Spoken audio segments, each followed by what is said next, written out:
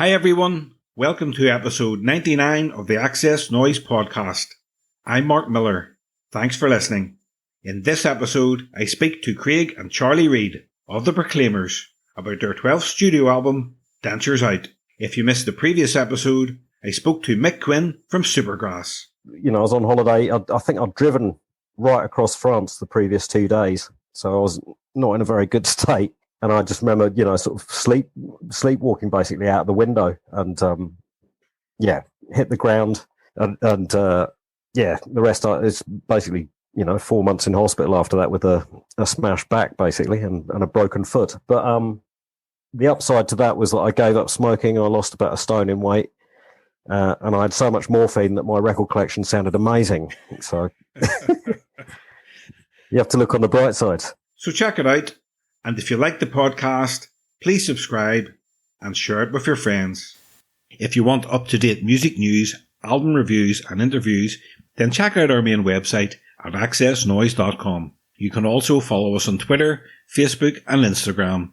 Search for the tag at XS Noize Music. Here's XS Noize writer Daniel Lynch with a taste of what's been on the website this week. Muse are back with a new album, Will of the People. Michael Barron says that in parts the band are at their best, intense and concentrated on powerful concepts. At other times though, the album is lacking. 7 out of 10. Imelda Heher has been listening to the new album from Stella Donnelly. Imelda says that on Flood, the Australian has soundtracked The Last Days of Summer. Cold is the standout track, 8 out of 10.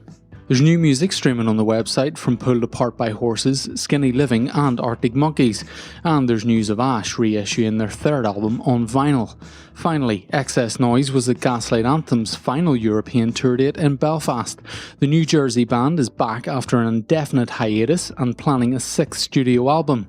The mood is optimistic again and the band is clearly gelling on stage, getting fans even more excited for new music. Read the full review with photos from Claire McAllister at xsnoize.com. 35 years since the release of their landmark debut album, This Is the Story, and 34 since the release of Sunshine On Leith, the 2nd album that made them international stars. The Proclaimers are back with their 12th studio album, Dentures Out. In this interview, Craig and Charlie talk about writing and recording Dentures Out, working with James from Manic Street Preachers, the early days of the band, and lots more. So sit back, relax, and enjoy the XS Noize Podcast with the Proclaimers. Hi Craig, hi Charlie, welcome to the XS Noize Podcast. Thank you very much.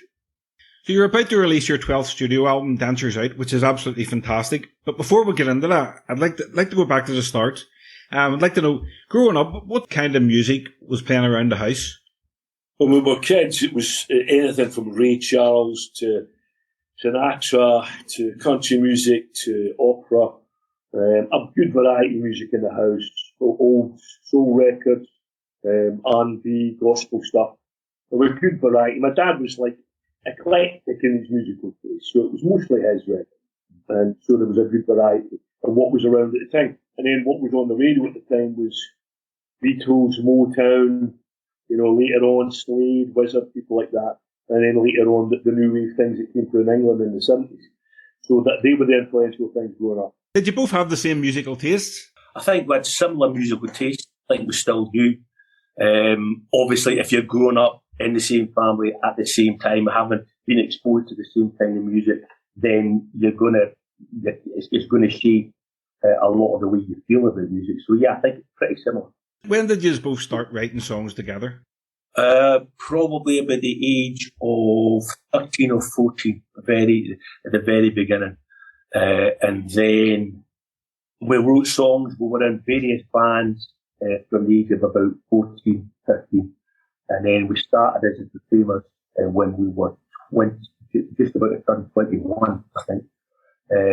And because the kind of songs we were writing before were for like 3-piece bands or 4-piece bands, I started the Proclaimers, it was just acoustic duo. So you had to write better songs than you'd written before. And I think that happened straight away. So I think we used songs in the very first album that was written within the first couple of months. Obviously, because of the acoustic duo thing, the songs had to be, I think they had to be more melodic. Can you remember the first song you wrote and you thought, right, this is a really good song? I think the first one must have been a Proclaimer song. I think there's nothing up until then that we'd written that we thought was really good. It was probably something like Misty Blue. Maybe that was one of the first ones I remember that we wrote. So maybe Misty Blue might have been the first song. And when you came around on the scene in the 80s, I mean, it was amazing. You sang in your own accents. You didn't sound like anyone else. Was it that way from the start, or did you experiment with different, or trying to sound differently, or try to sing differently? We always felt that when we started as Proclaimers, that because the songs were so obviously about our own lives and our own place that we were growing up in and had grown up in, that we felt it was inauthentic to sing it any other way.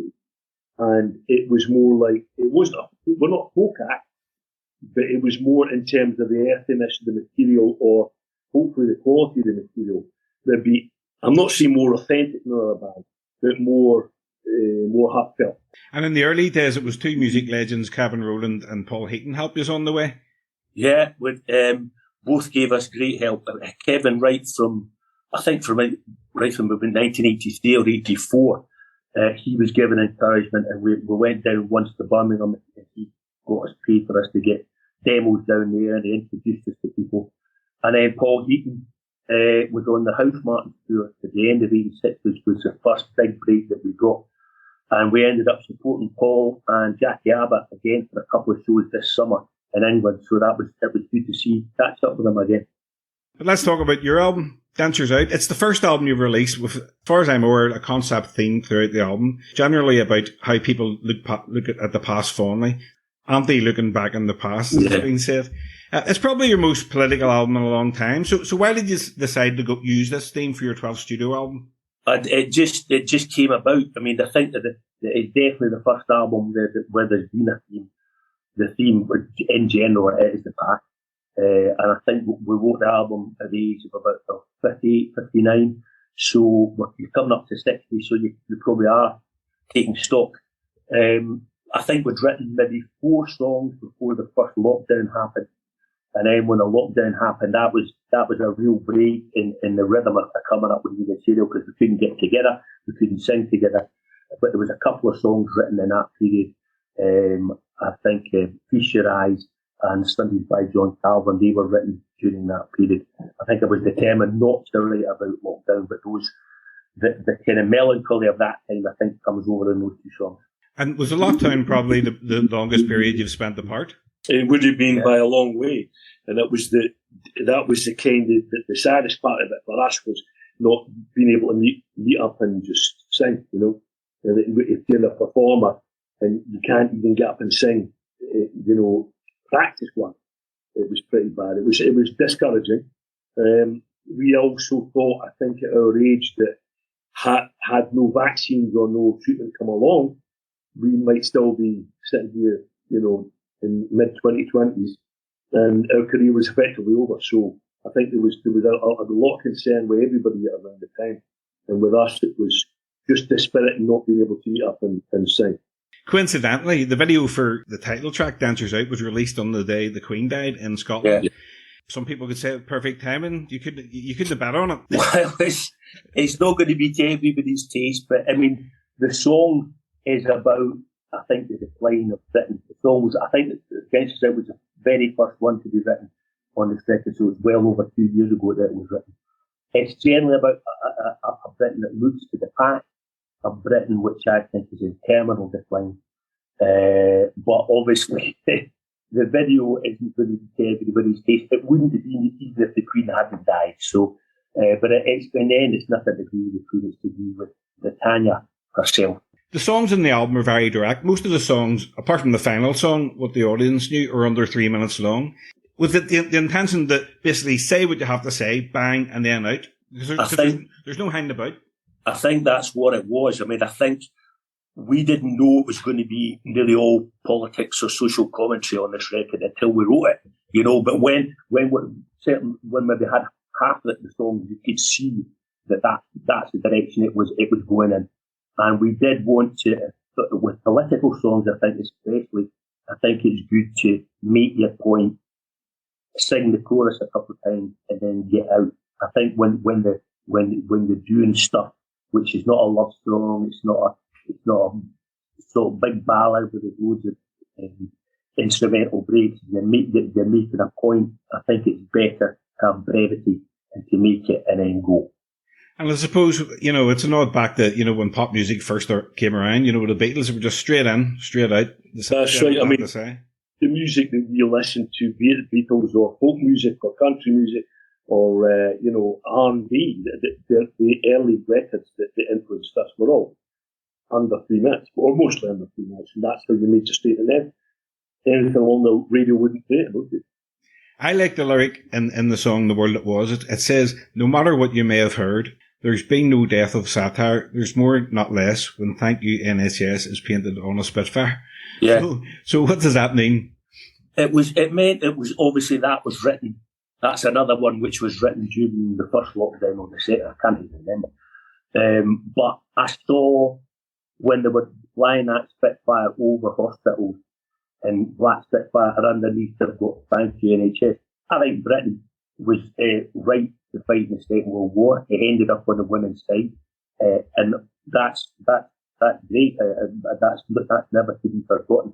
But I think to use what was and what still is a killing machine to praise the NHS, which I think is the greatest achievement ever in the British state. I think it was beyond surreal. I actually couldn't believe I was seeing it. And I thought that's going to have to go on with these songs, and it slotted in quite easily. It seems that the state, particularly the British state, has a habit now. I don't know if it dates from that Olympic opening ceremony, but if it's inspired by that, they try to tie in reverence for the monarchy or the Second World War with the reforms that came, I would say, in spite of those things, certainly in spite of the ruling class. The NHS being the crown of glory by a long way, if you're pardon the pun. I just think that the British state now seems to use the NHS and the Second World War in tandem, as is some sort of national propaganda. And it's a bit disconcerting, to put it mildly. Manic Street Preachers' James Dead Bradfield plays on the title track and the song Things As They Are. How did James get involved? What happened was that Dave Erringer, who produced this record and produced the 2 previous Proclaimers albums, he has worked with the Manics since the late 1980s, and he's very close with them. I think it was suggested on the previous record, or even the one before that James might come and play in a couple of songs, and it just never happened. I thought he was doing other things, whatever. And at the start, before we started recording this, Dave said, would you be happy for James to come and play in a couple of songs? He said, yes, we'd be delighted. And he came down, came from Cardiff to Rockfield, along the road in South Wales. And he said it was the first actual session for somebody else he'd ever played on. And he seemed a little bit nervous at the start, but he just kept playing, and his performances were great, and his playing just got better and better. And I think the sound he makes is really enhanced both those 2 songs. Yeah, James he's a fantastic guitarist. Were you fans of the Manic Street Preachers? Absolutely, yeah. But I mean, of his guitar playing and his singing, which is unique, I would say, in popular music in Britain. But I hadn't realised quite how good a player he was until he sat down. And he did this track. He doubled one with an acoustic guitar as well. He just what a talent! And he almost, like, for the hours that he was here, almost with every take he got better. With every snippet he was getting better. He grew into it, which is to say, one, get the passion going. But 2, I think it's kind of a really great artist, a great musician who can. I'm not saying it's terrible fresh or anything. But you're still in a recording studio and you want to make it your job, and to get progressively better with every take was quite amazing. Yeah, and what a song. When I first heard it, it sounded very epic. I just thought James Bond straight away. Yeah. Is that intentional? It certainly wasn't intentional when I wrote it. And you would never know it from when we did the demo. We demoed the songs, just the 2 voices and a piano or a guitar. You wouldn't know it from then, but when we started playing it with a band, Our guitar roadie suggested there was a certain feeling of James Bond in it, which I hadn't detected before. So I think they played up on that a little bit. So I think it worked, and it's not. It doesn't sound affected in any way. It sounds like it's part of the song. Yeah, well, it really does. I mean, the song's about, from what I gather, what I can take out from it, it's about newspaper owners and how the media try and control how we think. Do you still think that newspapers are as powerful as they were? They're not as powerful, really, because the numbers being sold are a fraction of what used to sell. But the papers are online, and I think if the billionaires who usually don't live in Britain and who control most of the national press, I think if they thought that they weren't having an influence and keeping, as the song says, things as they are, keeping power in the same hand, I think they'd sell up. So that's the point, that the decline in the numbers of papers being bought is massive. But if they didn't feel that they still had influence by owning those papers, they would sell them. You do get the feeling maybe that some of them would be happy to run stuff at a loss as long as they can be part of setting the agenda for billionaires like them, or their pals in the royal family, or whatever it is, I mean, the thing with Boris Johnson, particularly in the last 2 years, had that been a Labour Prime Minister, they would have hanged him. The press would have campaigned to hang him. His performance was so bad, his lying was so bad, duplicity. I don't think he could tell the truth with a gun to his head. And that man was supported by the right-wing press in Britain, as others have been, simply because he's their leader on the political he's the leader at Westminster. They feel he's going to get whatever version of Brexit they would like. He was the most likely to get it. And it seemed to me that short of killing babies, there's nothing that he could have done that they wouldn't have supported him in. It's refreshing to hear an album of political songs these days. It's very rare, because back in the day, there was loads of political albums, political songs being written, especially in the 80s. Do you think nowadays bands and artists are afraid to be political in their songs from fear of maybe being dropped or maybe cancelled? I think there is certainly an element of fear. I think there is.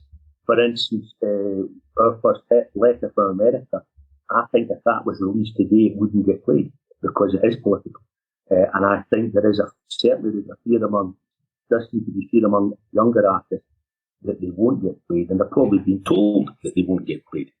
But I still do wonder as to why there aren't more political songs.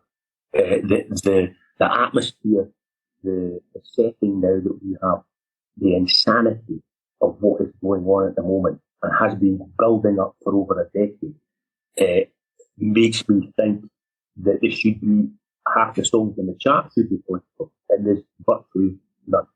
Well, you mentioned Letter to America there. You burst onto the scene with that in 1987. It was produced by Jerry Rafferty. It reached number 3 in the charts. How did that feel when success finally arrived for you? It was double-edged, I think, as it always is. You feel that you've got a foot on some sort of career, then you can make something of it. You can maybe grow what you're doing and build, which we did for a few years. But you're also any anonymity you had, and that record was very big, and it hung around for a long time. And you certainly any sense of privacy, I think, goes out the window for a while. And then after a while, nobody cares. But it was interesting after years of trying, like with most bands, you try, and you maybe get nowhere, and then suddenly something happens, and it feels like overnight, but it took a long time. We had a couple of hits, and that was it. Like most people, you get a couple of hits, and then you try to build as a live act and just keep doing albums, which is all we really wanted to do in the first place, to be honest. And you had that famous performance on the Tube. Yes, that was great. I mean, we didn't, we just hardly, I don't think anybody had appeared in that show that hadn't had a record deal. And for whatever reason, because we'd done the tour with House Martin, and people had taken some notice, and we were lucky enough to get on. Very nervous because it was a live show, but it was, thank God for it. It was I think what sealed it really for us. And we'll have to talk about I'm Gonna Be. You know, it's your biggest hit and it's your most streamed song on Spotify, obviously. Why do you think people still love that song after all these years? I think it's a simple song. It's, that's virtually 3 minutes long. I think people whose first language is not English, even them, they can get the gist of it, you know, which is why it's been a hit worldwide. And I think it sounds like it could have been recorded yesterday. It doesn't sound especially like an 80s song. It just sounds like a song. And I think the production on it was very good by Pete Wingfield, and I think that's maybe part of the reason it's still good. And does it still mean a lot to you all these years later? It means it's the most successful song, and I think it's kind of taken us around the world. We couldn't have done half of what we've done if we hadn't had that song. It's not the best song, but it's kind of calling card, so we're happy to play it every night. Has your songwriting process changed much since your first record? I think, well, our first record was written when we were living in the same flat. So we were together most of the time. So after that, it changed because we're living separate places, you know. But the actual getting together, when one of us has got an idea, when I've got a book base that has the song, has the words and the music, and we get together and we play it over hundreds and hundreds of times till it fits right, we get the right key, till we get the right mood in it, any changes that we have to make. And that's the way the songs are done, and that's the way they're always demoed. You know, it's just the two of us with a guitar and a piano. What's the easiest? What comes first usually, the idea, the melody, or the lyrics? For me, most of the time, the melody. The best is when, like on 500 Miles, when you get the whole thing straight away. You know, you get the words and the music straight away. But with me, I'd say 80% of the stuff that I write, I get a melody first, probably a complete melody. And then I don't really know what the song's going to be about until I've got the first couple of lines. In past interviews, people have asked you when you both met for the first time, which I thought was hilarious. I remember Donna Eyre famously asked the Coors the same question. Did it give you a good laugh? We did get a few. It's been asked a couple of times by school children, you know, so they've got an excuse. But it was asked a couple of times by interviewers. The one I remember the most was one in, I think it's Stoke-on-Trent in England many years ago, where the guy had been sitting interviewing us for 10 minutes, whatever it was. And they finished the interview, and then he said, so when did you guys meet? You know, and the guy who was there from the record company had already told us this guy wasn't the brightest. And I saw him turn to the wall, stuffing his fingers into his mouth, and tears running down his face. So there's no account for stupidity. You know, there you go. Brilliant. If you decided to call it a day as the Proclaimers, do you think both of you would still continue in music and do different projects? That's interesting. I don't know. That's honestly. I think you'd have to see where you were if you were still capable of doing it. Given that we're twin brothers, we're probably going to start crumbling away at roughly the same rate at the same time. So it really would depend on if you felt you were still up to it, especially still up to performing live, I think. Well, talking about performing live, you'll be playing Belfast in November. What memories do you have of playing in Belfast in the past? First memory was with the House Martins playing the Ulster Hall back in '86. And I think, like with Glasgow, I think there was maybe another sport act on before us. And then we were on, and the loudness of the crowd. It's a loud venue, and it's a loud crowd. The House Martins, a young band at the time as we were, so we've got a young audience. But every time we played, everywhere we played in the north, particularly Belfast, per head of population, it must be the loudest audience going, I think. Maybe even louder than Glasgow. Per head of, but for the size of population, I think so. There's a bellowing thing in Belfast you get that is not replicated really anywhere else. Well, I'm looking forward to the show. Can't wait. Just a few more questions, guys.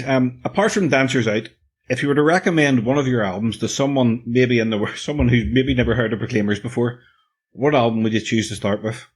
I'd recommend the previous album. I would say that Angry Cyclist, which came out 4 years ago. I think to an extent this album is a bit of a continuation of that record. So that would be the first one I would recommend.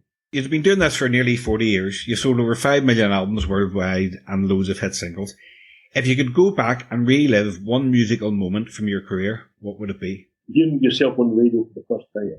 The guy on Radio 4, he's dead now, he played us, just I think as a tape, and then as a single, maybe when the first acoustic album came out. Hearing yourself early on the radio, certainly for guys of our generation, I think that was a very, very big moment. So I think that was almost my favourite thing. I like to ask my guests the following questions, guys. For us music fans, music is the soundtrack of our memories. What song or album, when you listen to it, brings back the best memories for you? For me, it would be Searching for the Young Soul Rebels by Dixie's Midnight Mass, which came out in 1980. I think it's not the best record I've ever heard, but I would say it was my favourite.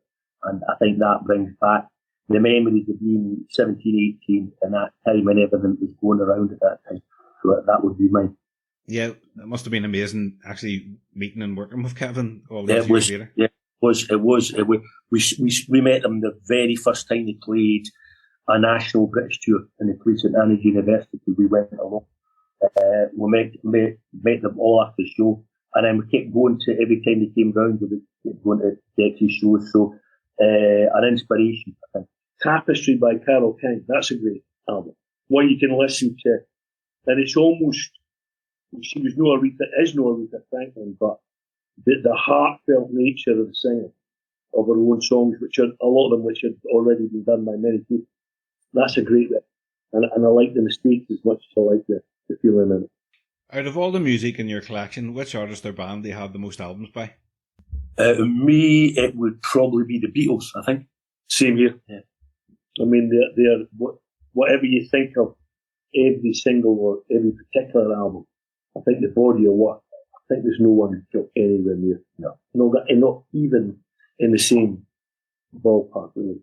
So, and to do what they did from 62 up to 70, it was like they transformed themselves, and in doing so, they transformed popular music, and I don't think anybody else really did. With the exception of someone like James Brown or Louis Armstrong, I'm not sure anybody did it as much as they did. Okay, well, guys, that's my questions finished. Thanks very, very much for taking the time. It's an absolute honour to be speaking to us. And I would say this is your first podcast. Would that be correct? Yeah, I think it is. Brilliant. It might be, or it's among them. Yeah. Thank you very much, Mark. Yeah, thank you, guys. It really is an honour to talk to you. I'm a really big fan. And good luck with the album. And see you in Belfast. All right, we'll do. Thank you very much, Mike. Take it easy. Bye. Cheers. Bye. Bye.